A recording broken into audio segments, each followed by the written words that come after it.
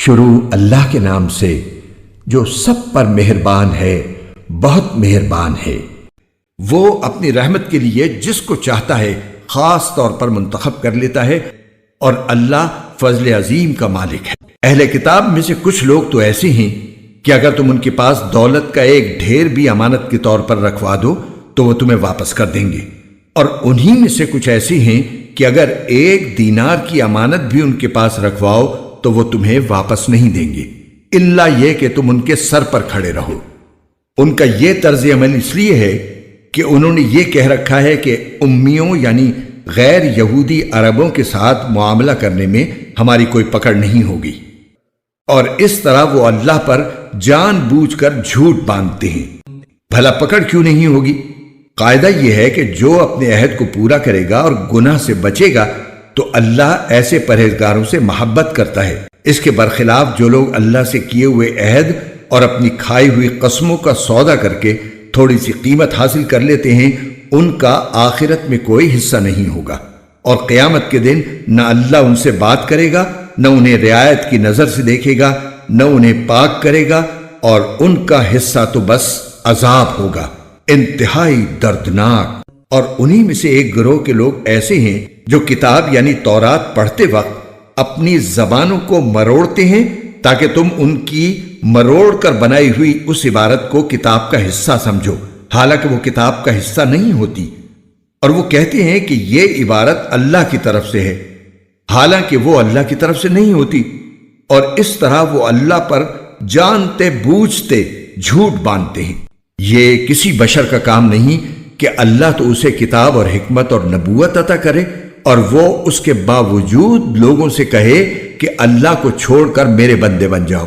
اس کے بجائے وہ تو یہی کہے گا کہ اللہ والے بن جاؤ، کیونکہ تم جو کتاب پڑھاتے رہے ہو اور جو کچھ پڑھتے رہے ہو اس کا یہی نتیجہ ہونا چاہیے۔ اور نہ وہ تمہیں یہ حکم دے سکتا ہے کہ فرشتوں اور پیغمبروں کو معبود قرار دے دو۔ جب تم مسلمان ہو چکے تو کیا اس کے بعد وہ تمہیں کفر اختیار کرنے کا حکم دے گا؟ اور ان کو وہ وقت یاد دلاؤ جب اللہ نے پیغمبروں سے عہد لیا تھا کہ اگر میں تم کو کتاب اور حکمت عطا کروں، پھر تمہارے پاس کوئی رسول آئے جو اس کتاب کی تصدیق کرے جو تمہارے پاس ہے، تو تم اس پر ضرور ایمان لاؤ گے اور ضرور اس کی مدد کرو گے۔ اللہ نے ان پیغمبروں سے کہا تھا کہ کیا تم اس بات کا اقرار کرتے ہو اور میری طرف سے دی ہوئی یہ ذمہ داری اٹھاتے ہو؟ انہوں نے کہا تھا ہم اقرار کرتے ہیں۔ اللہ نے کہا تو پھر ایک دوسرے کے اقرار کے گواہ بن جاؤ، اور میں بھی تمہارے ساتھ گواہی میں شامل ہوں۔ اس کے بعد بھی جو لوگ ہدایت سے منہ موڑیں گے تو ایسے لوگ نافرمان ہوں گے۔ اب کیا یہ لوگ اللہ کے دین کے علاوہ کسی اور دین کی تلاش میں ہیں؟ حالانکہ آسمانوں اور زمین میں جتنی مخلوقات ہیں ان سب نے اللہ ہی کے آگے گردن جھکا رکھی ہے، کچھ نے خوشی سے اور کچھ نے ناچار ہو کر، اور اسی کی طرف وہ سب لوٹ کر جائیں گے۔ کہہ دو کہ ہم ایمان لائے اللہ پر اور جو کتاب ہم پر اتاری گئی اس پر، اور اس ہدایت پر جو ابراہیم، اسماعیل، اسحاق، یعقوب اور ان کی اولاد پر ان کے پروردگار کی طرف سے اتاری گئی، اور ان باتوں پر جو موسیٰ، عیسیٰ اور دوسرے پیغمبروں کو عطا کی گئیں۔ ہم ان پیغمبروں میں سے کسی کے درمیان کوئی فرق نہیں کرتے، اور ہم اسی ایک اللہ کے آگے سر جھکائے ہوئے ہیں۔ جو کوئی شخص اسلام کے سوا کوئی اور دین اختیار کرنا چاہے گا تو اس سے وہ دین قبول نہیں کیا جائے گا، اور آخرت میں وہ ان لوگوں میں شامل ہوگا جو سخت نقصان اٹھانے والے ہیں۔ اللہ ایسے لوگوں کو کیسے ہدایت دے جنہوں نے ایمان لانے کے بعد کفر اختیار کر لیا، حالانکہ وہ گواہی دے چکے تھے کہ یہ رسول سچے ہیں اور ان کے پاس اس کے روشن دلائل بھی آ چکے تھے۔ اللہ ایسے ظالموں کو ہدایت نہیں دیا کرتا۔ ایسے لوگوں کی سزا یہ ہے کہ ان پر اللہ کی، فرشتوں کی اور تمام انسانوں کی پھٹکار ہے۔ اسی پھٹکار میں یہ ہمیشہ رہیں گے، نہ ان کے لیے عذاب ہلکا کیا جائے گا اور نہ انہیں کوئی مہلت دی جائے گی۔ البتہ جو لوگ اس سب کے بعد بھی توبہ کر کے اپنی اصلاح کر لیں تو بے شک اللہ بہت بخشنے والا ہے، بڑا مہربان ہے۔ اس کے برخلاف جن لوگوں نے ایمان لانے کے بعد کفر اختیار کیا، پھر کفر میں بڑھتے ہی چلے گئے، ان کی توبہ ہرگز قبول نہ ہوگی۔ ایسے لوگ راستے سے بالکل ہی بھٹک چکے۔ جن لوگوں نے کفر اپنایا اور کافر ہونے کی حالت ہی میں مرے، ان میں سے کسی سے پوری زمین بھر کر سونا بھی قبول نہیں کیا جائے گا، خواہ وہ اپنی جان چھڑانے کے لیے اس کی پیشکش ہی کیوں نہ کرے۔ ان کو تو دردناک عذاب ہو کر رہے گا اور ان کو کسی قسم کے مددگار میسر نہیں آئیں گے۔ تم نیکی کے مقام تک اس وقت تک ہرگز نہیں پہنچو گے جب تک ان چیزوں میں سے اللہ کے لیے خرچ نہ کرو جو تمہیں محبوب ہیں، اور جو کچھ بھی تم خرچ کرو اللہ اسے خوب جانتا ہے۔ تورات کے نازل ہونے سے پہلے کھانے کی تمام چیزیں جو مسلمانوں کے لیے حلال ہیں بنی اسرائیل کے لیے بھی حلال تھیں، سوائے اس چیز کے جو اسرائیل یعنی یعقوب علیہ السلام نے اپنے اوپر حرام کر لی۔ اے پیغمبر، یہودیوں سے کہہ دو کہ اگر تم سچے ہو تو تورات لے کر آؤ اور اس کی تلاوت کرو۔ پھر ان باتوں کے واضح ہونے کے بعد بھی جو لوگ اللہ پر جھوٹا بہتان باندھیں تو ایسے لوگ بڑے ظالم ہیں۔ آپ کہیے کہ اللہ نے سچ کہا ہے، لہذا تم ابراہیم کے دین کا اتباع کرو جو پوری طرح سیدھے راستے پر تھے اور ان لوگوں میں سے نہیں تھے جو اللہ کی خدائی میں کسی کو شریک مانتے ہیں۔ حقیقت یہ ہے کہ سب سے پہلا گھر جو لوگوں کی عبادت کے لیے بنایا گیا یقینی طور پر وہ ہے جو مکے میں واقع ہے، اور بنانے کے وقت ہی سے برکتوں والا اور دنیا جہان کے لوگوں کے لیے ہدایت کا سامان ہے۔ اس میں روشن نشانیاں ہیں، مقام ابراہیم ہے، اور جو اس میں داخل ہوتا ہے امن پا جاتا ہے، اور لوگوں میں سے جو لوگ اس تک پہنچنے کی استطاعت رکھتے ہوں ان پر اللہ کے لیے اس گھر کا حج کرنا فرض ہے، اور اگر کوئی انکار کرے تو اللہ دنیا جہان کے تمام لوگوں سے بے نیاز ہے۔ کہہ دو کہ اے اہل کتاب، اللہ کی آیتوں کا کیوں انکار کرتے ہو؟ جو کچھ تم کرتے ہو اللہ اس سب کا گواہ ہے۔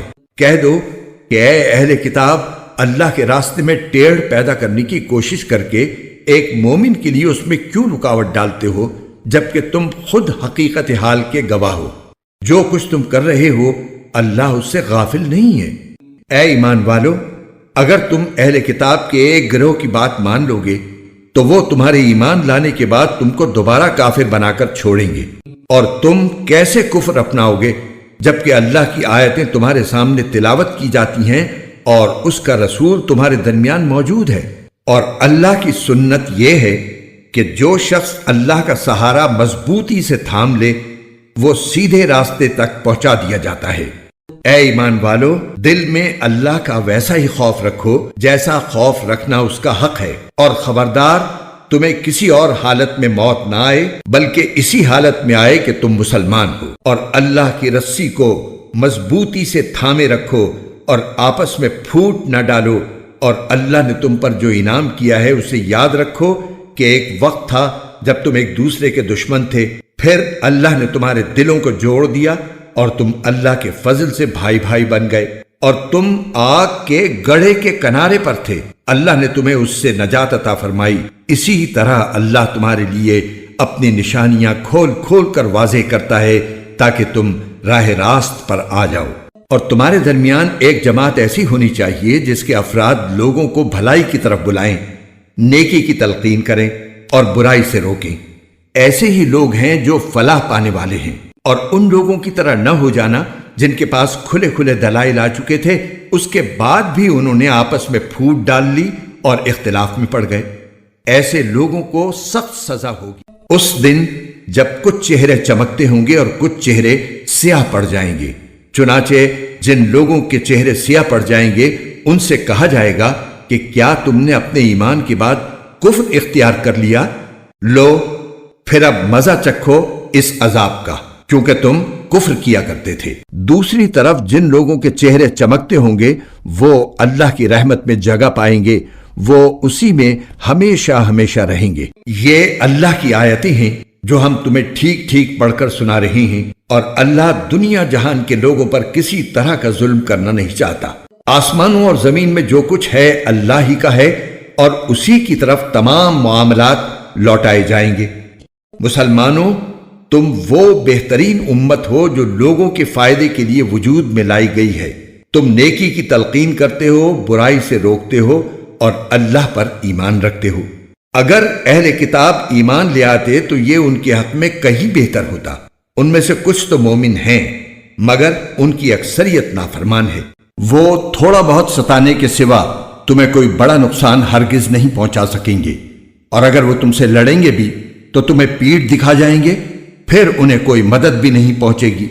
وہ جہاں کہیں پائے جائیں ان پر ذلت کا ٹھپا لگا دیا گیا ہے، الا یہ کہ اللہ کی طرف سے کوئی سبب پیدا ہو جائے یا انسانوں کی طرف سے کوئی ذریعہ نکل آئے جو ان کو سہارا دے دے۔ انجام کار وہ اللہ کا غضب لے کر لوٹے ہیں اور ان پر محتاجی مسلط کر دی گئی ہے۔ اس کی وجہ یہ ہے کہ وہ اللہ کی آیتوں کا انکار کرتے تھے اور پیغمبروں کو ناحق قتل کرتے تھے۔ نیز اس کی وجہ یہ ہے کہ وہ نافرمانی کرتے تھے اور ساری حدیں پھلانگ جایا کرتے تھے۔